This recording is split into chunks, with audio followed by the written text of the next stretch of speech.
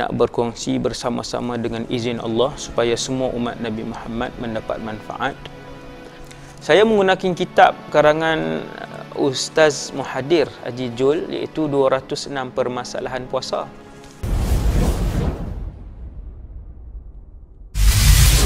Assalamualaikum warahmatullahi wabarakatuh. A'udzu billahi minasyaitonir rajim. Bismillahirrahmanirrahim. Alhamdulillahi rabbil alamin wa afdalus salati wa atammut taslim ala sayyidina Muhammadin wa ala alihi wa sahbihi ajma'in. Rabbi shrah li sadri wa yassir li amri wahlul 'uqdatan min lisani yafqahu qawli. Allahumma hdi qalbi wa saddid lisani bihaqqi sayyidina Muhammadin sallallahu alaihi wasallam. Allah yaqulul muallifu hafizahullah nafa'ana Allahu bihi wa bi'ulumihi wa bikum fid darain amin.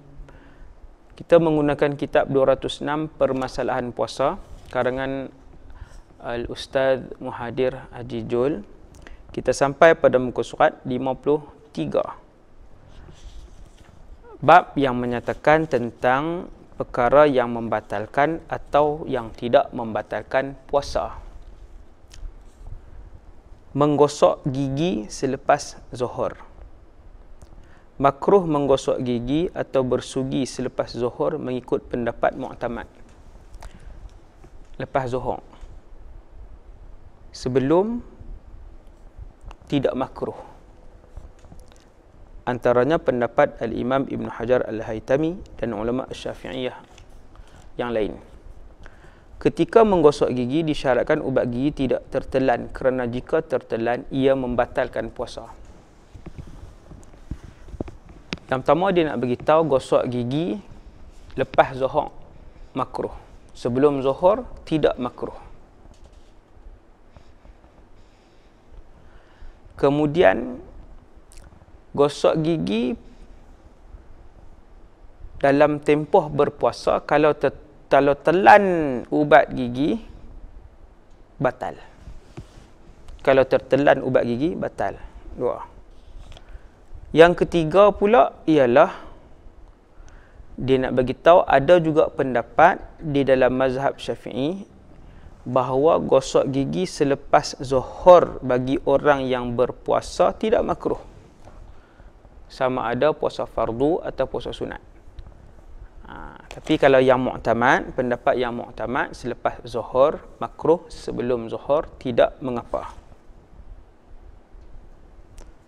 Antara yang berpendapat bahawa gosok gigi lepas zuhur pun tak makruh ialah Imam Jamalur Ramli dan Al-Imam Nawawi.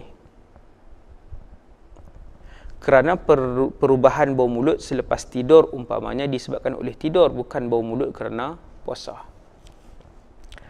Dia bangun pukul 3.30, dia puasa 3.30 petang dalam keadaan berpuasa, tidur sekejap lepas zuhur tu 3.30 bangun, mulut berbau sebab tidur, maka dia pun gosok gigi. Kata Imam Nawawi, gosok gigi kerana mulut berbau disebabkan tidur itu tidak makruh walaupun puasa Ramadan. Selesai.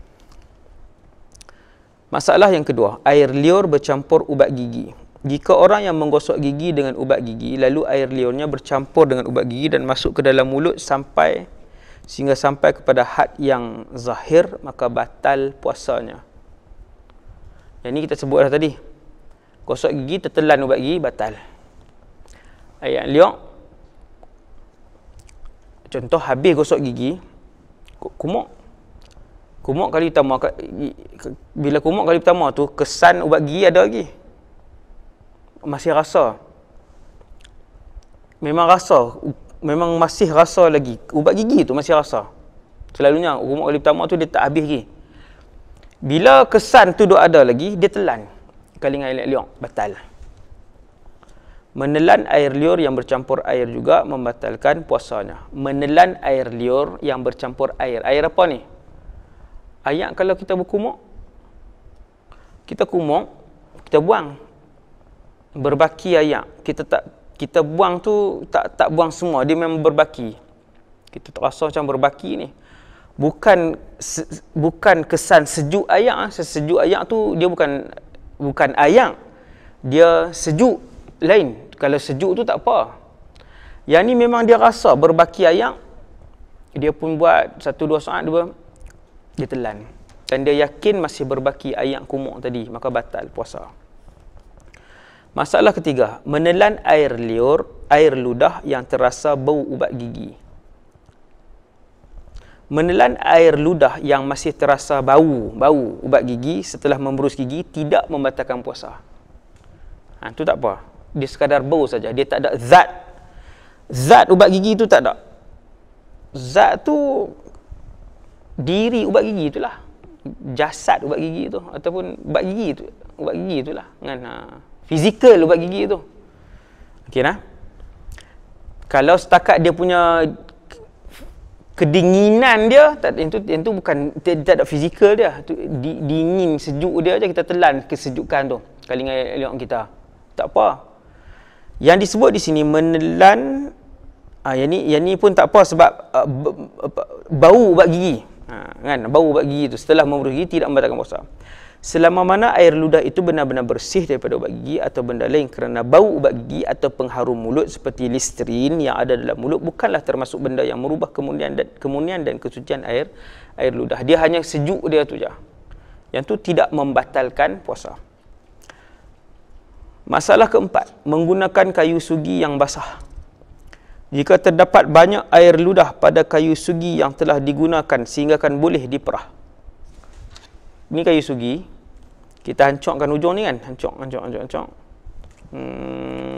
Basah kayu sugi, kita pun keluar. Basah tu kira-kira, ni selepas tadi saya guna apa semua ni, ulang basah. Kalau buat macam tu, picit ujung ni kan hancur, kita akan hancurkan ujung ni. Di kayu sugi ni dia bukan hancur ke semua. Bahagian nak berus tu je hancur kan. Di sini je lah bahagian. Sekira-kira bahagian yang kita duk guna untuk berus tadi ni, untuk gosok kayu sugi tadi ni, kita buat macam tu boleh titik ayak liok setitik, 2 titik. Jika terdapat banyak air ludah pada kayu sugi yang telah digunakan sehingga boleh diperah, maka ia boleh membatalkan puasa jika ditelan, kerana air ludah tersebut boleh mempengaruhi kemurnian ludah yang ada dalam mulut. Kita pun masuk balik, tak di luar, bawa masuk balik. Dalam ni ada banyak tadi ni, sampai boleh titik 2 titik. Masuk balik, isap. Yang tu yang kita telan. Batal. Sebab kaedah dia, ayat liuk kita, kalau duduk dalam ni, kita kumpul penuh, telan, itu tak batal. Ayat liuk kita sendiri. Kumpul penuh pun, selama dia di dalam mulut, tak keluar daripada bibir ni, duduk dalam, telan, tak apa. Ataupun duduk atas lidah kita keluar, telan, tak apa, ayat liuk, duduk atas lidah. Tapi kalau dia dah keluar daripada bibir macam tu, ayat liuk, kita naik balik, tu batal. Tu konsep tu kan. Contoh kalau buat macam tu, teruk sangat dah tu. Okey, selesai tajuk itu, dia masuk wuduk pula. Berpuasa dan wuduk. Berkumur-kumur ketika berwuduk. Kita antara sunat wuduk ialah madmadah. Berkumur-kumur. Waktu kita ambil wuduk, antara sunat wuduk ialah berkumur. Waktu kita puasa, bolehkah berkumur? Masuk ayak dalam mulut. Bolehkah melakukan sunat wuduk yang namanya madmadah, berkumur ketika puasa? Tak kira lah puasa apa pun. Sunat ke, puasa Ramadan ke, tak kisah. Bolehkah? Jawapan, sunat berkumur-kumur, madmadah secara sederhana ketika berpuasa. Secara sederhana. Lawannya apa? Berlebih-lebihan. Mubalaghah. Maksudnya, Ustaz, bila masa yang kita berkumur berlebih-lebihan? Untuk pengetahuan kita semua, kalau kita tak puasa, kita disunatkan berkumur. Bukan sikit-sikit tau, kan? Bubuh. Macam tu tak? Ketika kita tidak berpuasa, ambil wuduk, sunat berkumur-kumur dengan cara banyak. Ambil. Buang. Dengan cara yang itu panggil mubalaghah. Maksudnya, kalau sampai ke sini pun tidak mengapa, tu tidak berpuasa. Tapi ketika berpuasa, Ketika berpuasa, puasa sunat ataupun puasa fardu, ambil ayat semayang, kita madmadah, kita sikit ya. Itu maksudnya secara sederhana. Nah, perbezaan berkumur-kumur ketika seseorang itu berpuasa dan ketika seseorang itu tidak berpuasa. Bezanya ialah ketika seseorang itu berpuasa, maka madmadahnya, kumur-kumurnya dilakukan secara sederhana, dan ketika seseorang itu tidak berpuasa, dia boleh mubalaghah ketika berkumur-kumur, ketika madmadah. Selesai.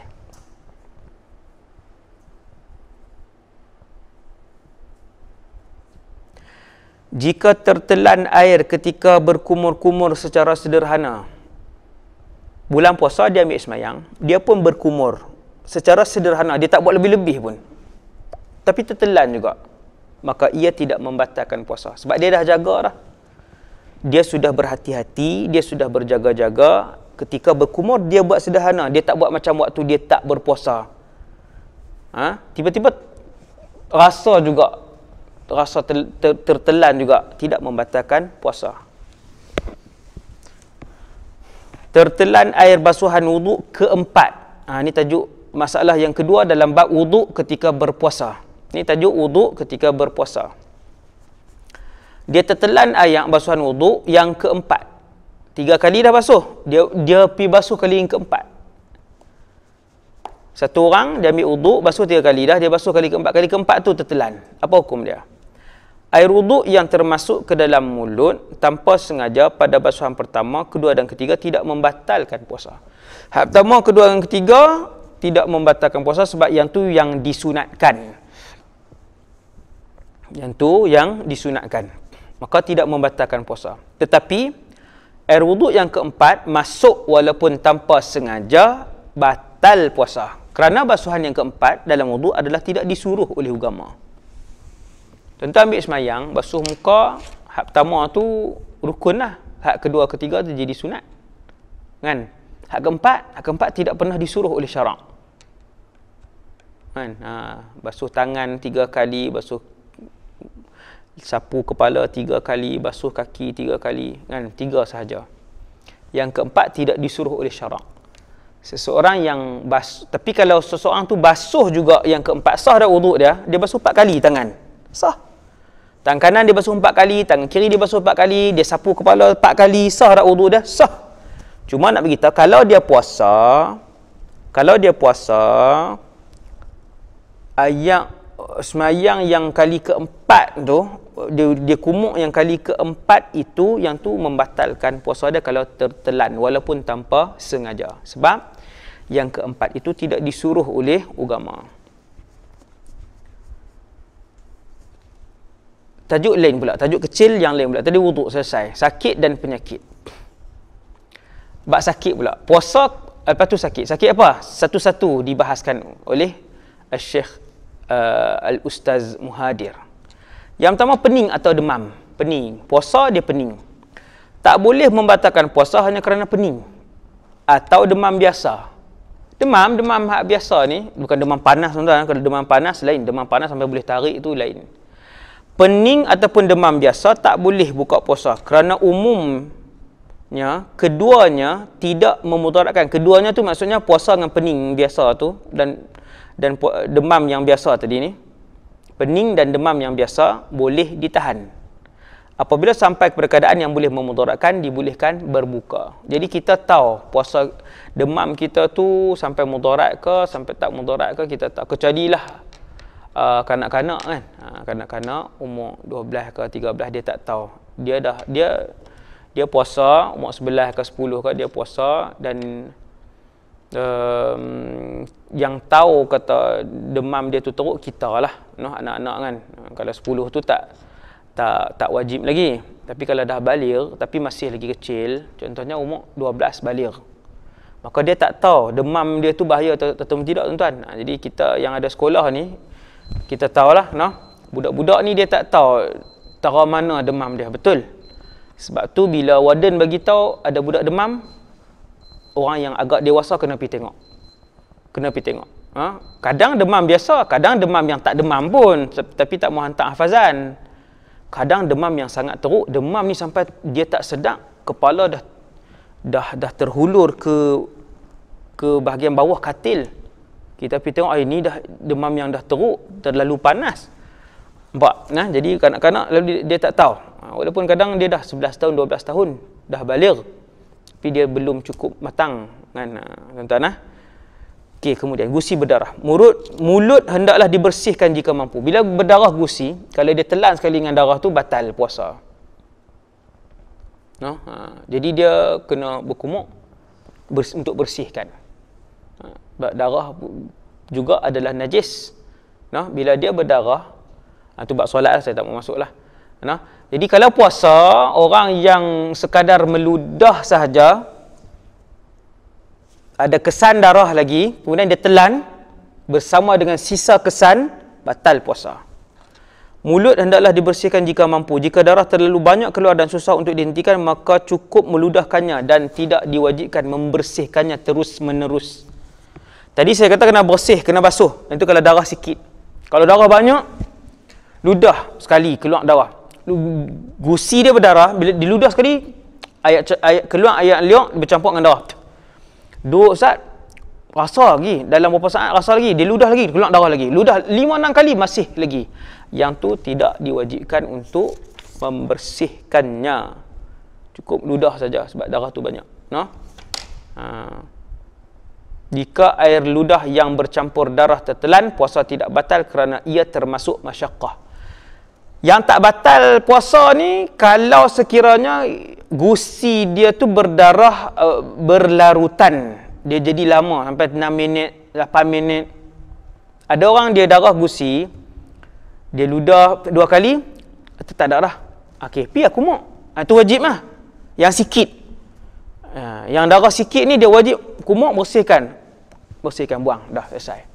Nah, yang sikit tak ada masalah. Tapi kalau yang susah sampai 6 minit, 7 minit, 9 minit masih lagi, yang tu dimaafkan kalau tertelan air liur yang bercampur dengan darah. Nombor 3, masih lagi masalah penyakit dan Ramadan. Penyakit ketika berpuasa, Ramadan ataupun sunat lah, puasa sunat, tak kisahlah. Memasukkan semula buasir yang terkeluar. Buasir yang terkeluar ketika berpuasa lalu dimasukkan semula tidak membatalkan puasa kerana ia dianggap darurat. Kalau tak masuk nak buat macam mana? Buasir, orang tu buang air besar. Bila buasir ni dia lubang qada hajat tu, buang air besar tu, lubang tu dia akan terkeluar. Dia tak duduk dalam tu, dia terkeluar. Boleh pegang. Kalau pegang tu, pegang dia punya, kalau kita pegang dengan jari kan, pegang dengan jari kiri, boleh rasa muncung buntut tu dia terkeluar. Masukkan balik seperti memasukkan sesuatu ke dalam ihdas sabilain, salah satu daripada 2 jalan, qubul dan dubur kan. Siapa yang berpuasa, dia masukkan jari walaupun satu ruah ni ruah satu ruah ni, dia masukkan jari dalam dubur dia, maksudnya ni banyak ni, satu ruah dia masuk, batal puasa dia. Maksudnya kalau kias kepada orang yang buasir, dia terkeluar, dia punya buntut dia tu terkeluar, buasir dia terkeluar. Buasir tu setinggi satu ruah juga selalunya. Dia masukkan balik. Kalau ikut kias, batal. Dia masukkan sesuatu dalam lubang dubur. Tetapi yang tu darurat, sakit. Sebab dia penyakit, yang tu dimaafkan. Tidak membatalkan puasa dia. Yang keempat, orang yang pengidap HIV. Inna lillahi wa inna ilaihi raji'un. AIDS. Dari segi perubatan, seorang pengidap HIV ataupun AIDS mesti makan ubat setiap 12 jam untuk menghalang virus dalam tubuh dia membiak. Hasbunallah wa ni'mal wakil. Hasbunallah wa ni'mal wakil. Nas'alullah as-salamah. Tengok tuan 12 jam dia kena makan ubat, mesti makan ubat. Tempoh berpuasa pula sekitar 14 hingga 15 jam. Oleh itu dia boleh tidak puasa dan wajib membayar fidyah untuk setiap hari puasanya itu. Orang yang sakit HIV ni, no? Jadi dia tak mana dia punya penyakit dia tu, yang tu kena bincang dengan doktor. Kena jumpa dengan doktor, kena tanya, doktor saya dah ambil ubat HIV ni dah lama, macam mana dengan Ramadan tahun ni? Dia sembang lah, no? Doktor kata boleh, doktor tak ada masalah, boleh, kamu boleh berpuasa, dia wajib puasa. Kalau doktor kata kena ambil ubat, Nah, kadang-kadang waktu kamu ambil ubat tu kena jam 10.30 pagi dan kadang-kadang dia akan kena pukul 3 petang.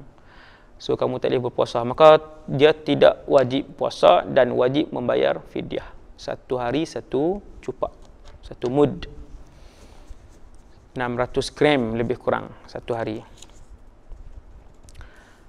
Rongga, okey, ini tajuk lain. Habis sakit, habis dah. Tajuk lain pula iaitu rongga dan puasa. Puasa Ramadan ke, puasa sunat ke, tak kisah. Rongga pula. Apa dia itu rongga? Rongga ada 5. Hidung, mulut, telinga, qubul, dubur. Hidung, mulut, telinga, qubul, dubur. Itu rongga. Seseorang yang menelan sesuatu, walaupun bukan makanan, dia telan, batal. Seseorang yang masukkan sesuatu, sama ada qubul ataupun dubur, walaupun setitis air, maka batal puasa dia. Okey, itu kaedah dia secara umum lah. Kadar lubang hidung dan telinga yang membatalkan puasa. Okey, kita tengok hidung dan telinga batal tak puasa kalau masuk ayak masuk ke dalam mana yang membatal, dalam tak, adakah dia membatal ataupun tak batal? Kita tengok. Batas lubang hidung dan telinga yang membatalkan puasa jika sesuatu termasuk ke dalam keduanya ialah yang ni hidung dan telinga. Hidung dan telinga. Hidung, batas akhir hidung, muntahal khayshum. Muntaha tu batas akhir, khayshum tempat dengung, iaitu tulang nipis yang berada di dalam pangkal hidung, berada di antara hidung dan otak. Tu dia macam belajar apa biologi kan. Ustaz boleh tak bagi bahasa mudah? Boleh kan? Ni hidung. Hidung ni rongga ke tak rongga? Rongga. Dalam mazhab Syafi'i, hidung ni rongga. Takat mana yang batal, takat mana yang tak batal. Mudah aja, paling mudah sekali ialah ni jari kelingking. Takat mana jari ni boleh masuk, yang tu tak batal. Korek hidung tak batal Ustaz? Tak batal. Takat mana jari kelingking ni boleh masuk, tang tu ialah kawasan yang dibenarkan, bukan lagi yang dalam. Dibenarkan. Ni jari kelingking ni. Untuk telinga Ustaz, sama. Kaedah dia senang je. Takat mana jari kelingking kita, jari kelingking bayi jenuh tuan, dia boleh sampai tang ni. Kan? Dia kecil. Jari kelingking kita masing-masing lah. Untuk hidung dengan telinga, takat mana yang jari kelingking boleh masuk, tang tu belum lagi membatalkan. Tuan-tuan pegang ni, bahasa lembut kan? Tulang lembut kan? Ini tak batal lagi. Tang mana tang tulang lembut ni tak lagi masuk lah. Boleh tak masuk sampai tang ni? Tak boleh. Siapa boleh masuk? Jari dia contohlah tuan cipta jari dia selampau kecil masuk sampai tang ni, batal puasa. Lebih daripada tulang lembut ni, masuk ke dalam, melebihi tulang lembut tu, yang tu batal. Dah selesai. Telinga pula, telinga lebih daripada gegendang, batal. Tuhan cipta ni, tuan-tuan ni tengok jari ni, Tuhan cipta ni, takat mana yang dia boleh masuk kot telinga dengan hidung, yang tu tidak membatalkan puasa. Boleh korek maksudnya korek telinga tak batal? Tidak batal. Korek hidung pun tak batal. Tapi kalau kita masuk benda yang kecil seperti jarum hak duk korek telinga tu, besi hak duk korek telinga tu, hak dia buat ujung lepiak tu kan, masuk sampai atas sikit, batal puasa. Telinga pun dia masuk melebihi gegendang, batal puasa. Pecah kalau melebihi gegendang. Kan, kalau melebihi gegendang pecah kan, bahaya. Itu je mudah untuk faham, selama ni kita duk kata korek hidung batal puasa kan. Yang tu juga yang saya faham ketika kecil dulu, memang itulah yang saya bawa sampai umur pergi mengaji kan, sampai umur pergi mengaji. Subhanallah. Hidung dan telinga macam tu. Dia punya kaedah dia.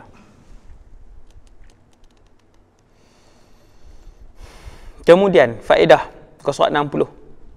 Setiap air yang masuk ke dalam tubuh dengan sebab sesuatu yang diperintahkan Nabi, ia tidak membatalkan puasa, dan begitu pula sebaliknya. Perinciannya adalah seperti berikut. Batal secara mutlak jika ia tidak diperintahkan seperti berkumur-kumur lebih daripada 3 kali. Ni kumur kali keempat tadi. Siapa yang kumur sampai 4 kali, kumur yang kali keempat tu tertelan, tak sengaja, batal juga. Sebab apa? Sebab kaedah dia sebut, semua benda yang tidak diperintahkan oleh Nabi ketika wuduk, antaranya membuat basuhan sampai melebihi 3 kali, 4 kali maksudnya, batal.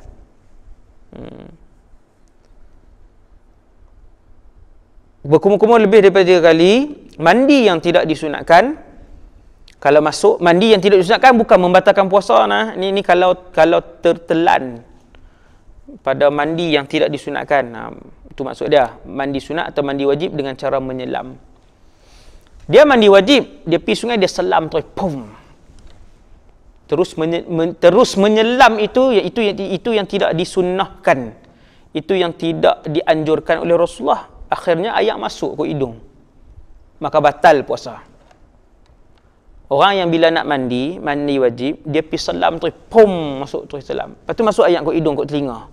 Batal puasa. Sebab dia buat sesuatu yang tidak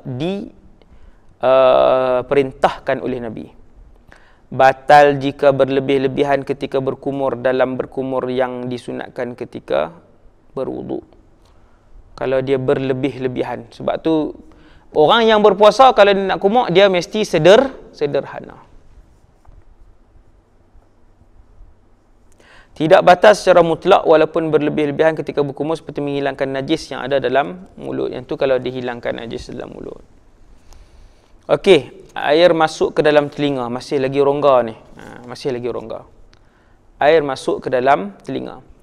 Jika seseorang yang mandi kerana cuaca yang sangat panas atau untuk membersihkan badan. Pasti apa mandi ni bulan puasa ni?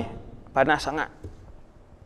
Lalu tanpa sengaja air masuk ke dalam telinga, maka batal puasanya. Hati-hati. Pasti apa dia mandi tu? Adakah mandi itu disunatkan oleh Rasulullah? Tidak. Boleh tak bulan Ramadan sebabkan terlampau panas dia nak mandi? Boleh. Batal tak puasa dia? Tak batal. Bila masuk bulan Ramadan panas, dia nak mandi boleh tak? Boleh. Tapi kalau waktu mandi itu, mandi yang tidak disunatkan itu, mandi yang sebab cuaca panas, air masuk tanpa sengaja, batal puasa. Sebab mandi itu tidak disunatkan. Jika mandi tersebut ada tuntutan syarak seperti mandi wajib atau mandi untuk solat Jumaat. Dia puasa, bulan puasa, dia pun mandi nak pergi main Jumaat. Lah PKP, tak ada Jumaat. 4 minggu lah. No? Contohlah ada Jumaat. Contohnya macam selama ni lah. Bulan Ramadan yang ada Jumaat. Dia puasa bulan Ramadan sampai hari Jumaat, dia pun mandi sunat Jumaat. Nabi suruh tak mandi sunat Jumaat? Nabi suruh. Mandi tertelan air. Batal tak puasa? Tidak batal. Sebab apa? Tertelan air ketika mandi sunat Jumaat tidak membatalkan puasa. Sebab mandi sunat Jumaat itu disyariatkan oleh Islam. Sebab yang tu mandi itu Nabi tuntut. Bulan puasa juga, bulan Ramadan, dia mandi sebab apa? Sebab panas terlampau, dia pun mandi. Tak mudarat apa pun saja, panas, nak pergi hilang panas, dia pun mandi. Tertelan air, batal. Sebab mandi ketika puasa disebabkan panas, iaitu tidak disyariatkan, tidak dituntut oleh syarak. Nah, itu kena tengok sebab apa dia mandi. Kalau dia mandi untuk mandi wajib dan tertelan puasa Jumaat, puasa Jumaat. Dia puasa Ramadan. Kan? Dan dia mandi wajib. Ketika mandi wajib disyariatkan, diwajibkanlah mandi wajib kan. Memang ada dalam syariat. Maka dia tertelan. Tertelan itu dimaafkan. Tidak membatalkan puasa dia. Mandi sunat Jumaat, dia tertelan air pun tidak membatalkan sebab mandi sunat Jumaat juga disyariatkan. Tidak batal puasa jika telinga dimasuki semut. Kita tidur, semut masuk dalam telinga kan. Tak batal puasa. Membersihkan telinga, muka surat 62. orang yang membersihkan kotoran dalam telinga dengan cara memasukkan jari tangan atau dengan alat lain ke dalam lubang telinga bahagian dalam ketika berpuasa, membatalkan puasanya. Kerana ia tu telinga, termasuk ia tu bukan telinga, perbuatan membersihkan tadi ni, ataupun memasukkan sesuatu, termasuk dalam memasukkan sesuatu, membatalkan puasanya kerana ia termasuk dalam memasukkan sesuatu ke dalam rongga badannya. Ini kalau masuk dalam telinga macam saya sebut tadi lah kan. Kalau bahagian dalam melepasi gegendang itu yang batal. Kalau setakat memuatkan jari kelingking ni, yang tu masih lagi tak membatalkan. Dia masih lagi dikira luar. No, kita masukkan macam ni masuk. Itu masih lagi ni tidak membatalkan puasa.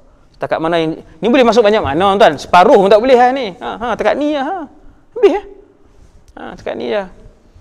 Okey, takat tu je lah yang dibenarkan, yang tidak membatalkan. Lebih dari itu, masuk dalam lagi, contohnya dia guna benda.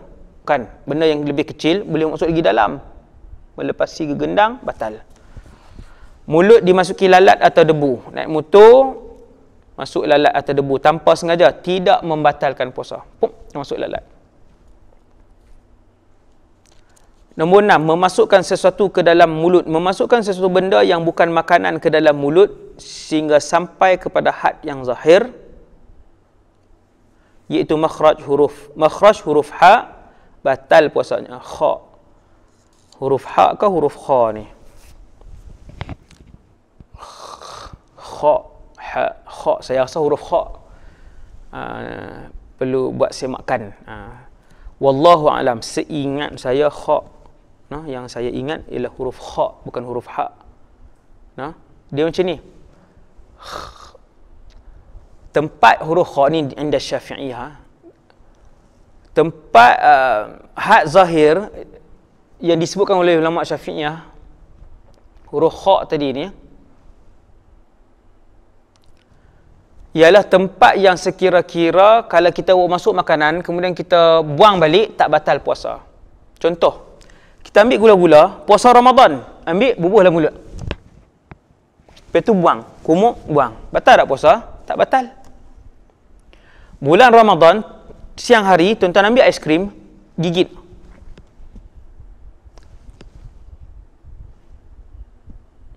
Selama mana duduk dalam ni, tak sampai, tidak melebihi makhraj huruf kha, tak lebih lagi makhraj huruf kha, kha, itu tak lebih, maksudnya tak lebih ke bawah.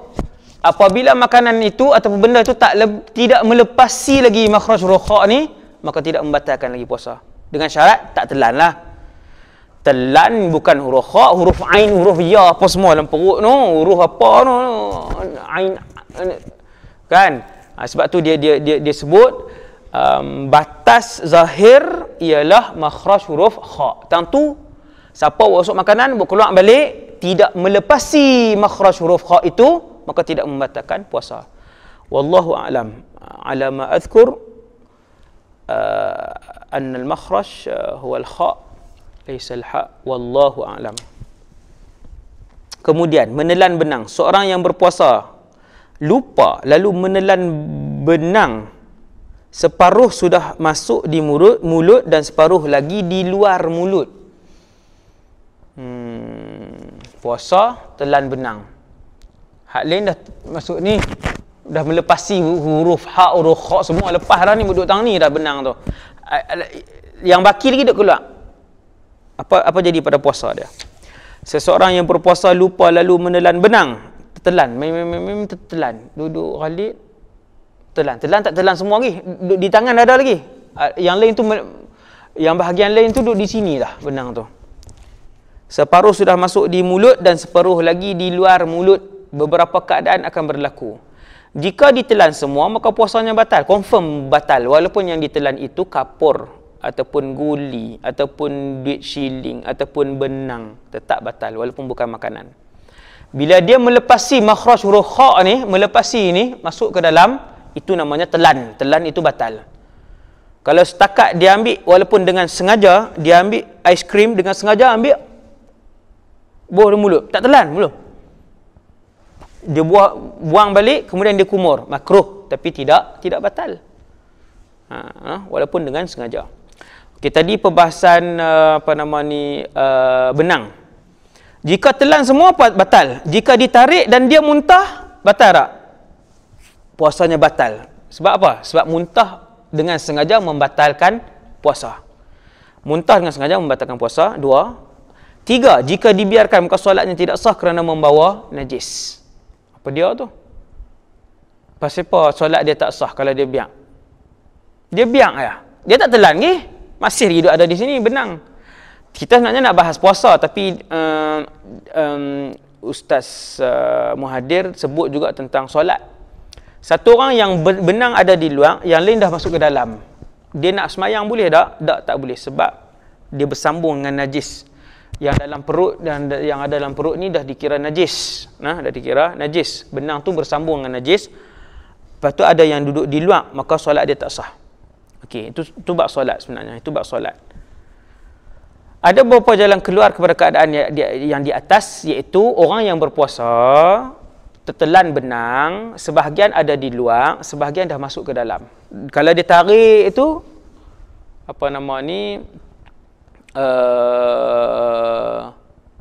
boleh menyebabkan muntah, dan muntah yang itu dikira sengaja dan membatalkan puasa. Apa dia nak buat? Jalan keluarnya ialah minta orang lain untuk menariknya, tu benang, keluar ketika dia tidak sedar seperti ketika tidur. Maksudnya bukan waktu dia tidur. Tu dia jenuh benang duduk di luar ni, lepas tu nak tidur. Kan? Tidur, lepas tu tak pergi pesan ke orang ni, kalau aku tidur tadi tolong tarik Ustaz. Orang pun pergi tarik. Kan? Kata dia batuk-batuk aja. Kalau dia muntah pun perbuatan orang yang tarik tu bukan perbuatan dia, orang tu yang tarik. Maka tak batal lah. Kalau muntah pun. Minta bantuan hakim, tu dia yang ni lagi nampak macam hakim minta bantuan hakim untuk mengeluarkannya tu benang secara paksa kerana ia akan menjadi mukrah. Mukrah ni orang yang dipaksa, yang tidak membatalkan puasa. Jadi saya rasa tarik je lah, jangan sampai muntah. Yang itulah yang ni. Jadi setakat tu dulu insya-Allah. Walhamdulillahirabbil alamin.